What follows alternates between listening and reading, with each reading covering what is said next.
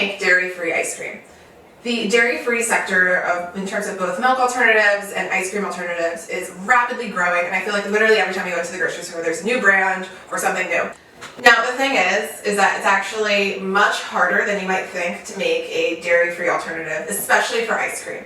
Ice cream is just incredibly complex. Like, we have really only talked about the tip of the iceberg here. There's so much more. I mean, there are people dedicated to this craft. So we're gonna focus on just some little bits and pieces and give you some tips for exploring the world of dairy-free alternatives. So here I have several different alternatives to test out and see. Now, I have almond milk, nut pods, and then coconut cream and coconut milk. Could you do other dairy-free alternatives? Of course. This is just what I happen to have on hand. And so what we're going to do is we're going to compare the fat content by looking at the nutrition facts label and doing some comparisons. So I'm going to start off with almond milk and whole milk because these are both 1 cup. So my almond milk, I have 2.5 grams in a cup, whereas with my whole milk, I have 10. That is a gigantic difference and an immediate indicator that this almond milk is actually mostly made of water, not almonds. If I did my own homemade almond milk, it would look really different because I can play with that ratio. But this is going to result in a lot of ice crystals because it's mainly water. And we don't have enough fat globules, those particles that are needed to make that creaminess and the kind of unctuousness. I think that's a word. It's a word. Here I have my group of items that all have a tablespoon as their unit on the nutrition facts label. So I have nut pods, which is a coconut and almond based creamer. That has 1 gram of fat for a tablespoon. My coconut cream, on the other hand, has 3 grams of fat, and my heavy cream has 5 grams of fat. Now the other thing to realize is this is only a tablespoon, so it kind of has a compounding effect. And if we do the math, let's see how quickly I can do the math. If we do a tablespoon, if it has 5 grams, then that means a whole cup has, it'd be 5 times 16, which is 80 grams. So a cup of this has 80 grams. Compared to 16 grams of fat. This only has 1 gram in a tablespoon. 80 grams of fat versus 16 grams of fat. You don't have to be a world-class scientist to know there's probably going to be a big difference in how that tastes and the texture of the ice cream if we have something that has 16 grams of fat versus 80 grams of fat. Now our coconut cream is kind of in the middle here, right? It has 3. So let's see, this would be 48 grams of fat. Okay, definitely not the 80, but we're getting a little bit closer. Now the last really annoying one is coconut milk, which unfortunately has a serving size of 1/3 of a cup, so we have to do some math. So I know I'm just going to multiply whatever is here by 3 in order to compare it to the whole milk. So this has 14 grams of fat and 1/3 of a cup. So if I multiply that by 3, I have 42 grams of fat.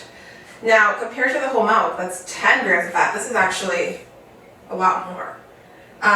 So that's something that's interesting to play around with. And maybe, right, if I'm trying to substitute whole cream and heavy cream with coconut cream and coconut milk, that might actually work out because the coconut cream has less fat than the heavy cream, but the coconut milk has more fat than the whole milk. So if I were to go and experiment this right now, this would be my starting point, simply based off of fat.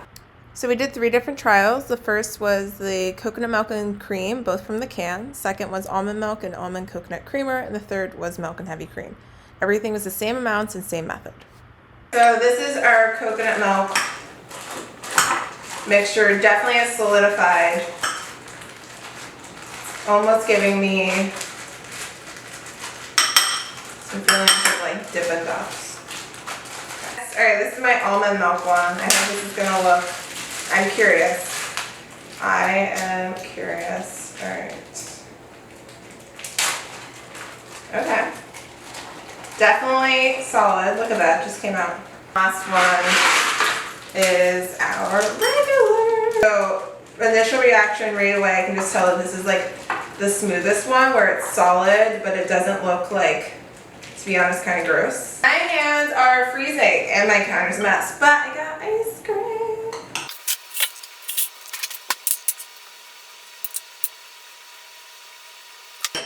Taste test. So this is my coconut milk one. Not bad. Quite creamy.